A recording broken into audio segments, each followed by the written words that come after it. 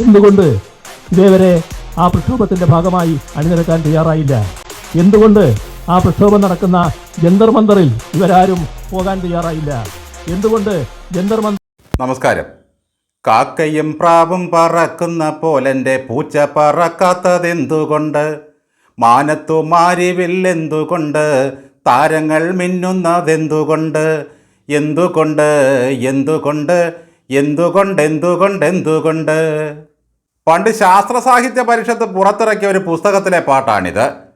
പിണറായി വിജയൻ ഇങ്ങനെ എന്തുകൊണ്ട് എന്തുകൊണ്ട് എന്ന് ആവർത്തിച്ച് ചോദിച്ചപ്പോഴാണ് ഈ പാട്ട് ഓർമ്മ വന്നത്. പാറ്റാ സമരം തുടങ്ങിയിട്ട് ഇത്ര നാളായിട്ടും രാഹുൽ ഗാന്ധി എവിടെയായിരുന്നു? എന്തുകൊണ്ടാണ് അദ്ദേഹം വരാതെ പോയത്? എന്തുകൊണ്ടാണ് അദ്ദേഹം പെട്ടെന്ന് പോയത്? അങ്ങനെ കോൺഗ്രസും ഈ സമരവുമായി ബന്ധപ്പെടുത്തി എന്തുകൊണ്ട് എന്തുകൊണ്ട് എന്ന 100,000 ചോദ്യങ്ങളാണ് ഇദ്ദേഹം ചോദിക്കുന്നത്. മറ്റുള്ളവരോട് ഇങ്ങനെ ചോദ്യം ചോദിച്ച് വീർപ്പ് മുട്ടിക്കുന്ന കാര്യത്തിൽ പിണറായി കഴിഞ്ഞിട്ടേ ഉള്ളൂ പുള്ളി. ആട്ടെ, പിണറായി എന്താ തുടക്കത്തിൽ തന്നെ ജന്തർ മന്ദറിലെ സമരത്തിന് പോകാതിരുന്നത്? ഇപ്പോഴും പോകാൻ ഭാവമില്ലല്ലോ. എന്തുകൊണ്ടാണ്? 83 വയസ്സുള്ള ഖാർഗേജി കേക്കും കോഴിയിറച്ചിയും നീട്ടിയെങ്കിലും കോൺഗ്രസ്സുകാരെ വിളിച്ചു വരുത്തി. നിങ്ങൾക്ക് കേന്ദ്ര കമ്മിറ്റിയെയും PBI വിളിച്ചുകൊണ്ട് എന്തുകൊണ്ടാണ് അങ്ങോട്ടൊന്ന് പോകാൻ മനസ്സ് വരാത്തത്? ഒരു കാരണവരെ പോലെ മുന്നിൽ നിന്ന് ഈ സമരം അങ്ങോട്ട് നയിക്കരുതോ? എന്തുകൊണ്ടാണ് പോകാത്തത്? കഴിഞ്ഞ പാർലമെൻറ്റ് തെരഞ്ഞെടുപ്പിൻ്റെ സമയത്ത് എന്തുകൊണ്ടാണ് പെട്ടിയും കിടക്കയും എടുത്ത് കുടുംബസഹിതം നിങ്ങൾ നാട് വിട്ട് ടൂറ് പോയത്?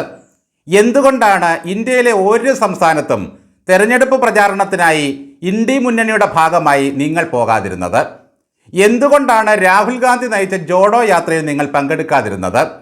ഈ ചോദിക്കുന്ന മഹാമനുഷ്യൻ ആരായിരുന്നു എന്ന് ഓർക്കണം.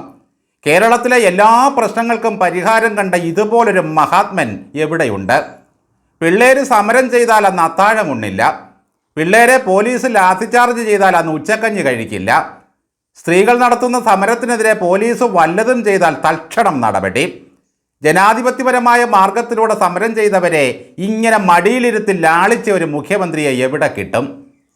നിങ്ങളോട് ഉളുപ്പുണ്ടോ എന്ന് ചോദിക്കുന്നില്ല. ഒരു കമ്മ്യൂണിസ്റ്റുകാരനോട് ആ ചോദ്യം ചോദിക്കുന്നതിൽ ഒരു പ്രസക്തിയും ഇല്ലെന്നറിയാം.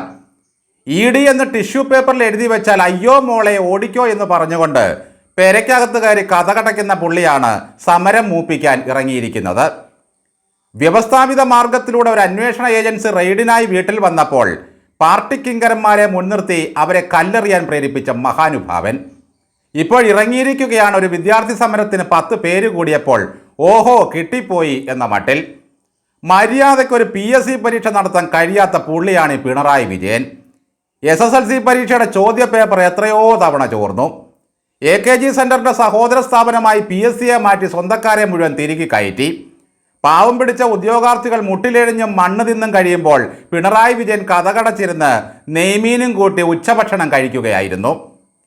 രാജ്യത്ത് ആയിരക്കണക്കിന് വിദ്യാർത്ഥികൾ പട്ടിണി കിടന്ന് ജന്തർ മന്ദറിൽ സമരം നടത്തുമ്പോൾ എന്തുകൊണ്ടാ പിണറായി വിജയൻ അവിടെ പോയി ഒരു ദിവസം ആ സഹന സമരത്തിൽ പങ്കെടുക്കാതിരുന്നത്?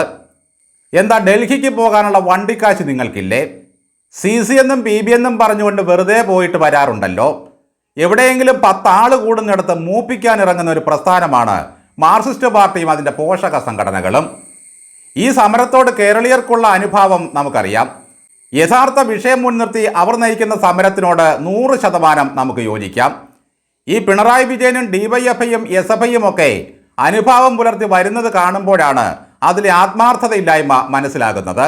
ഈ ത്രിഭുവനം മുഴുവൻ അടക്കിവാണ ഭരണാധികാരിയായിരുന്നു കഴിഞ്ഞ 10 കൊല്ലം പിണറായി.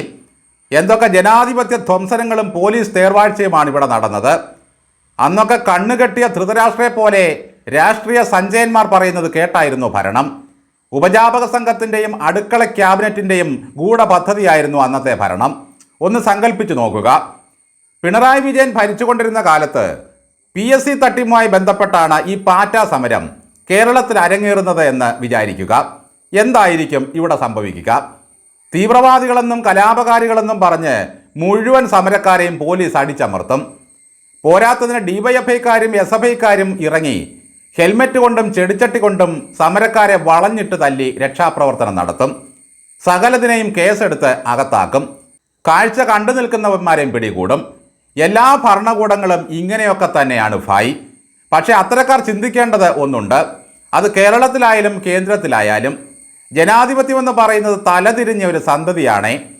ഭരണത്തിൽ കയറി കഴിയുമ്പോൾ ജനമെന്നൊരു ചിന്തയോ ജനാധിപത്യ ബോധമോ സമൂഹത്തോട് എന്തെങ്കിലും കടപ്പാടോ ഉള്ള ഒരു പ്രസ്ഥാനമല്ല കേരളത്തിലെ CPM. അതുപോലെയാകരുത് മോദി സർക്കാരും. നേതാവില്ലാതെ നയിക്കപ്പെടുന്ന ഒരു പ്രസ്ഥാനത്തിനുള്ളിൽ യുവാക്കൾ സമരം ഏറ്റെടുക്കുമ്പോൾ ഏത് രാഷ്ട്രീയ പാർട്ടിയും ഒന്നാശങ്കപ്പെടും. അത്തരത്തിലൊരു ആശങ്കയാണ് കോൺഗ്രസിനും ഉണ്ടായത്. നീറ്റ് പരീക്ഷയുമായി ബന്ധപ്പെട്ട് നിരാശരായ 20ഓളം വിദ്യാർത്ഥികൾ ആത്മഹത്യ ചെയ്ത ഒരു സംഭവത്തിൽ ഒരു മന്ത്രിയുടെ രാജി ആവശ്യപ്പെട്ട് യുവാക്കൾ സമരം ചെയ്യുന്നതിനെ അനുഭാവപൂർവ്വം നോക്കിക്കാണണമായിരുന്നു മോദി സർക്കാർ. യുദ്ധത്തിൽ നമ്മൾ ചിലപ്പോൾ തോൽക്കുകയോ ജയിക്കുകയോ ചെയ്തേക്കാം. പക്ഷേ ഇവിടെ നടന്നതൊരു പരീക്ഷാ നടത്തിപ്പാണ്. അതിൻ്റെ ധാർമ്മിക ബാധ്യത ഏറ്റെടുത്ത് വിദ്യാഭ്യാസ മന്ത്രി രാജിവെക്കുക എന്നത് ജനാധിപത്യത്തിൻ്റെ നല്ല മാർഗങ്ങളിലൊന്നാണ്. ധർമ്മേന്ദ്ര പ്രധാൻ ദേവേന്ദ്രനല്ല. കോടിക്കണക്കായ മനുഷ്യരുടെ വികാരങ്ങൾക്കാണ് ഒരു ഭരണകൂടം കാതുകൊടുക്കേണ്ടത്, അല്ലാതെ ഒരു മന്ത്രിയെ സംരക്ഷിക്കാനല്ല. വിദ്യാർത്ഥി സമരത്തിന് പിന്തുണ കൊടുക്കാനെന്ന മട്ടിൽ അരാജകവാദികളും തീവ്രവാദികളും രാജ്യതലസ്ഥാനത്ത് അഴിഞ്ഞാടുന്ന സ്ഥിതിയിലേക്ക് കാര്യങ്ങൾ എത്തിയിരിക്കുന്നുണ്ടോ? ഇന്ത്യൻ രാഷ്ട്രീയത്തിൽ ഇനി ഒന്നും ചെയ്യാൻ കഴകത്തില്ലാത്തൊരു പ്രസ്ഥാനമാണ് മാർക്സിസ്റ്റ് പാർട്ടി. അവരെ സംബന്ധിച്ചിടത്തോളം ഇത്തരം സമരങ്ങൾ വീണ് കിട്ടുന്ന ചാകരയാണ്. വിദ്യാർത്ഥികളെ റാഞ്ചിയെടുത്ത് അവരുടെ കൊടി പിടിപ്പിക്കുക എന്നതാണ് ഇത്തരക്കാരുടെ ലക്ഷ്യം. ഇടികൊണ്ടാലും ഇടി എന്ന് എഴുതി കാണിച്ചാലും പിരിഞ്ഞു പോകുന്നവരല്ല വിദ്യാർത്ഥികൾ. ആ ബോധ്യത്തോടെ എത്രയും വേഗം ഈ സമരം അവസാനിപ്പിക്കാൻ മോദിജി കണ്ണു തുറക്കണമെന്നേ പറയാനുള്ളൂ.